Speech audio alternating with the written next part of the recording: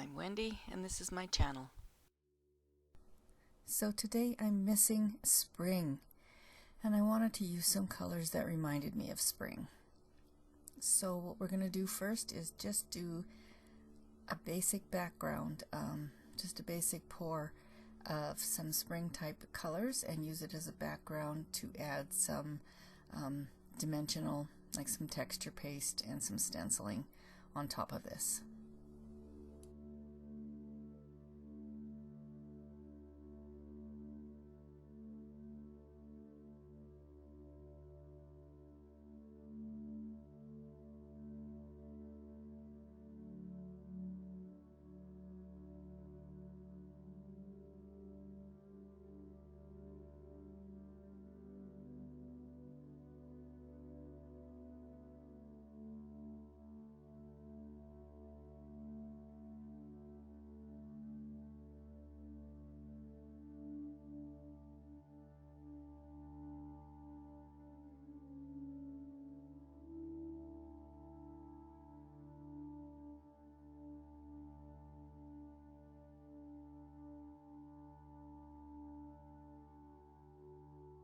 And here I ended up with a couple of really large swaths of green and orange that were just a little bit too big and the colors didn't mix well, so I just got out my mini blower here and we're just going to soften up those edges and get rid of the bulk of the huge block of single colors that we've got and just get it much more mixed up.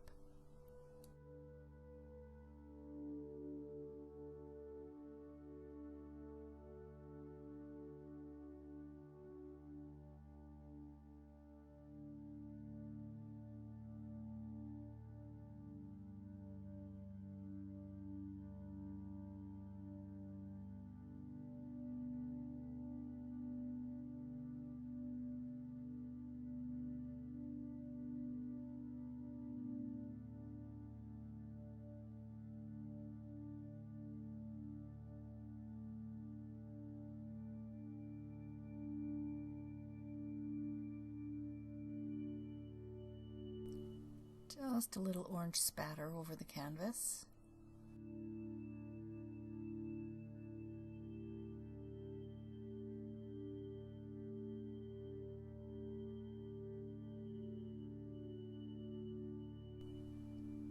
And I'm pretty crazy for brick wall stencils.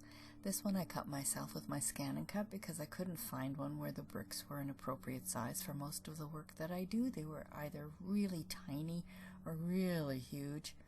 So this one is one I designed myself, and it works good for most applications that I use it for.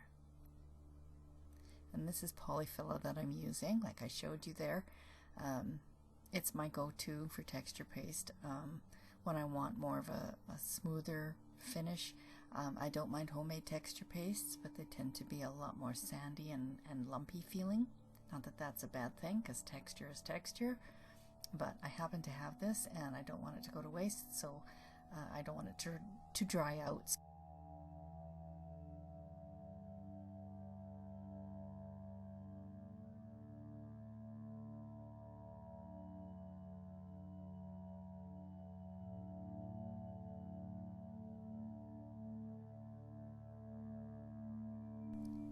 And you'll notice that I'm not going specifically to the very end of each individual brick as I come to the center of the painting.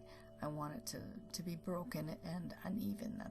That's the whole point. I don't want it to be regular and boxy, so I'm just trying to leave some of them half done and quarter done and that type of thing, just so they look a little bit jagged and decrepit.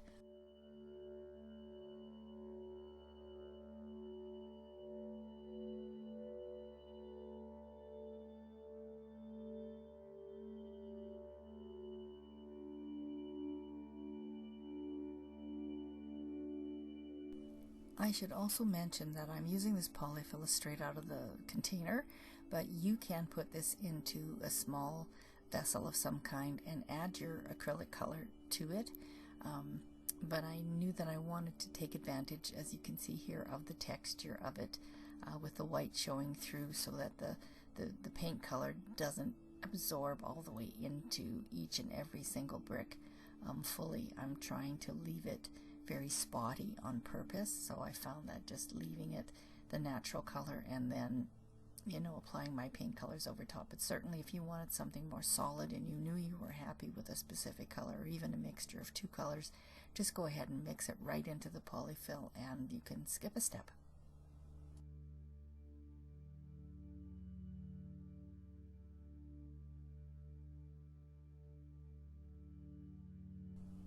And just like any other sponging technique, you will find, depending on your ultimate end color you want to end up with, or the look you want to end up with, you will be going back and forth, letting this first rusty coat, in this case, dry, and then I went in with a bit of ochre on top of that, and then I think I ended up going back over with some white highlight again too, because I felt it was too dark.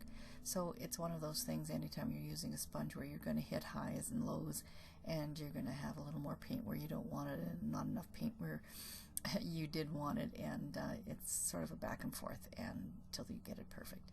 Here is a stencil. Again, I cut this from a royalty-free image that I found, so it's a bit floppy, so I'm having a bit of trouble. The mylar that I used was very thin. In the future I will know not to buy such thin mylar for this, so I'm having a bit of a time holding it down in places just so I don't make too much of a mess.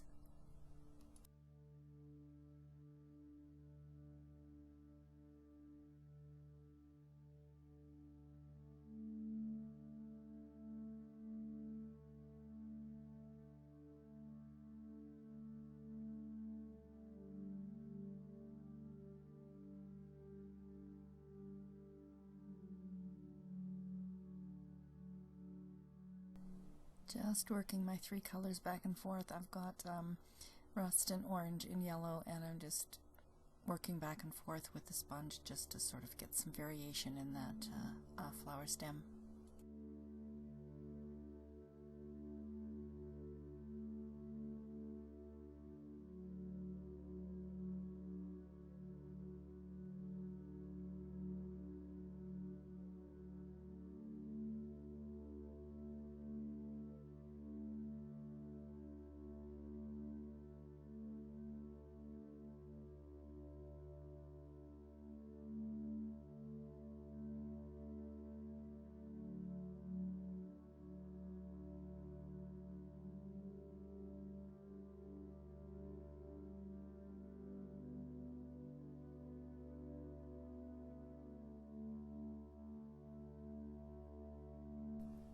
And here I decided that the stencil was looking a little flat to me.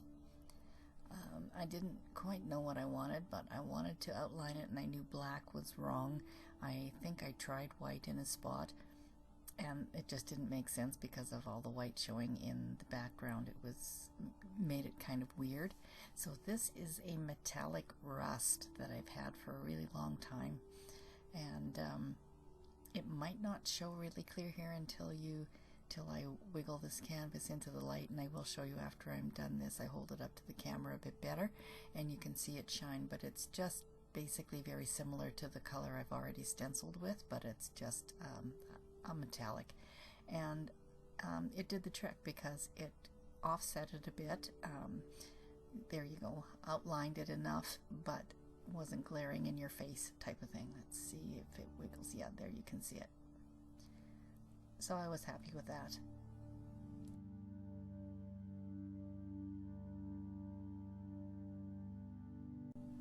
And I still wanted to emphasize this stencil a little bit. I wasn't sure how without making it look too paint by number-ish.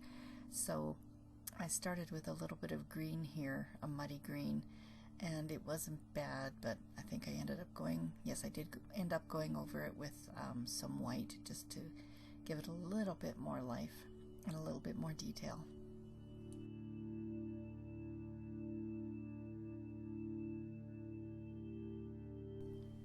And now I just wanted to add some little wisps and little curlicues. Not my forte. Every time I do it I'm unhappy with it, but I went ahead with it anyway.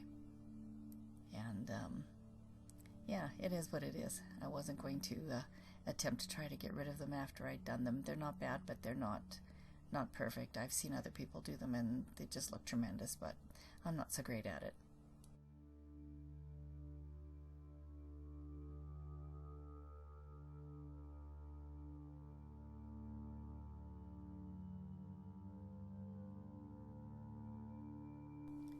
And there you have it. Thoughts of spring. Thanks for watching. We'll see you next time.